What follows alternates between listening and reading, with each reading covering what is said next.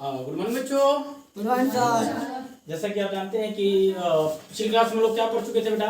Sentence qualify पढ़ रहे थे। क्लास में मुझे याद है आप लोगों को वर्ड पढ़ा दिया था मैंने, सेंटेंस का बेसिक स्ट्रक्चर बता दिया था। सेंटेंस में जो बेसिक स्ट्रक्चर में आप लोगों का चला था सब्जेक्ट को दो पार्ट में डिवाइड करा था मैंने, क्वालिफायर और मेन वर्ड।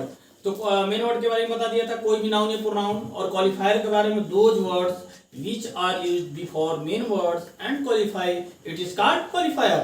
ये हो चुका था। Yes sir. और आज हम स्टार्ट करेंगे क्वालिफायर को बेटा तीन पार्टों में डिवाइड करेंगे। कितने पार्ट में बेटा? तीन पार्टों में, 3 पार्ट्स। क्वालिफायर को जब हम 3 पार्ट से डिवाइड करेंगे तो ये फर्स्ट पार्ट क्या होगा बेटा आप लोगों का? Determiner. Very good. Second part क्या हो जाएगा बेटा? एडजेक्टिव। और थर्ड पार्ट आपका क्या हो जाएगा बेटा? Adjective phrase. थर्ड पार्ट आपका होगा adjective. Any doubt?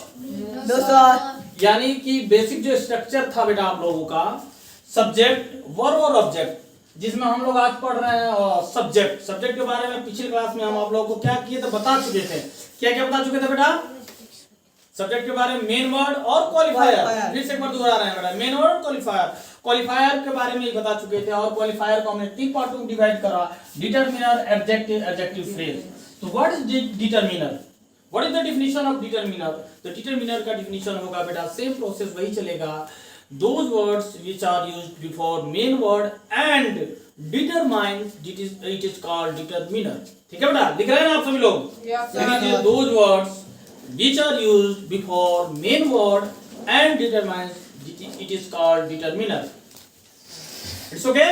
Yes sir. चलिए, उसके बाद एडजेक्टिव, सेम प्रोसेस वही होगा। एडजेक्टिव का पिछले क्लास में भी आप लोग बता चुके हैं, जो क्वालिफाई को करता है नाउन या प्रोनाउन को। इसमें ये हो जाएगा बेटा, those words which are used before main word and qualifies it is called qualifier। ठीक है बेटा? Yes sir. तो थोड़ा सा एग्जांपल देके मैं समझाऊंगा तो शायद आप लोग को अच्छे से समझ में आ जाएगा। कॉपी में नोट कर लिए आप लोग ना? Yes sir. चलिए, तो डिटेल में देखिए, एक सेंटेंस में लिख के आप लोग को समझा देता हूं। लिखिएगा, लिख लीजिए। A beautiful girl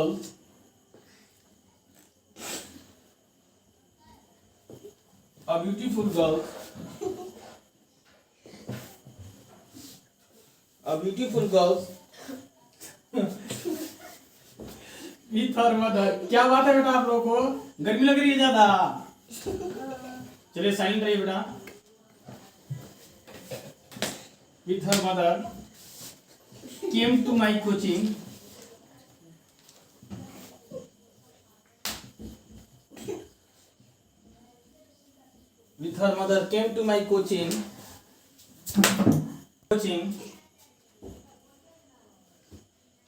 for inquiry। ठीक है बेटा? Yes sir. यानी कि एक सेंटेंस मैंने लिखा, a beautiful girl with her mother came to my coaching for inquiry. एक सुंदर लड़की अपने मम्मी के साथ मेरे कोचिंग में आई फॉर इंक्वायरी, यानी पूछताछ करने के लिए। ठीक है बेटा? तो आप लोग देखिए, सभी को पता है those words which are used before main word and determine it is called determiner. तो बेटा आपको समझना होगा, मेन वर्ड मैं पहले बता चुका हूं। एक चीज बताओ आप लोग, इसमें मेन वर्ड क्या है बेटा? जल्दी बताइए। अ beautiful girl with her mother. Main word बेटा गर्ल। वेरी गुड, बहुत अच्छा बेटा। ये गर्ल जो है बेटा वो मेन वर्ड है, MW में लिख दे रहा हूं। ठीक है बेटा? और इसको क्वालिफाई करना है बेटा। क्या क्वालिफाई करके? लड़की कैसी है? सुंदर है, लड़की सुंदर है। जो वही क्वालिफाई करेगा यही है बेटा एडजेक्टिव। क्या है बेटा? एडजेक्टिव। कोई डाउट? No sir. और बेटा ये जो ए है, ये क्या कर रहा है बेटा? डिटरमाइन कर रहा है, यानी बता रहा है कितने लड़के हैं, 1 है 2 है। तो क्या बता रहा हूं मैं ये बता रहा हूं कि those words which are used before main word and determine it is called determiner. तो ये डिटरमाइन कर रहा है कि लड़की 1 है। क्या है बेटा? लड़की 1 है। तो बेटा हमको तो नहीं लग रहा है कि आप लोग कोई कंफ्यूजन होगा। कोई कंफ्यूजन है? No sir.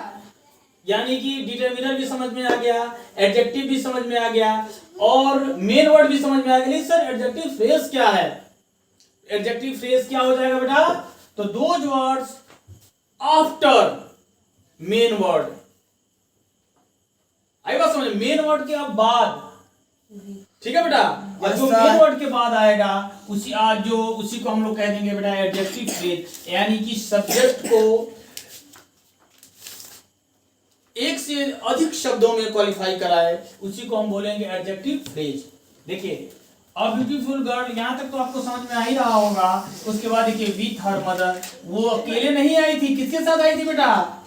अपने मम्मी के साथ आई थी। तो यानी कि यहां से लेके और यहां तक टोटल क्या हो गया बेटा? सब्जेक्ट। और सब्जेक्ट में टोटल पार्ट्स हमने बताया डिटरमिनर, एडजेक्टिव, एडजेक्टिव फ्रेज। तो इस चीज से आप लोगों को समझ में आ गया कि नहीं आया? आगे आगे सर। कोई डाउट है अब? No sir. यानी कि सब्जेक्ट के बारे में टोटल आप लोग समझ गए हैं? Yes yes sir. सर। अच्छा, तो अब कल जो नेक्स्ट क्लास होगा वो आप लोग का होगा प्रेडिकेट।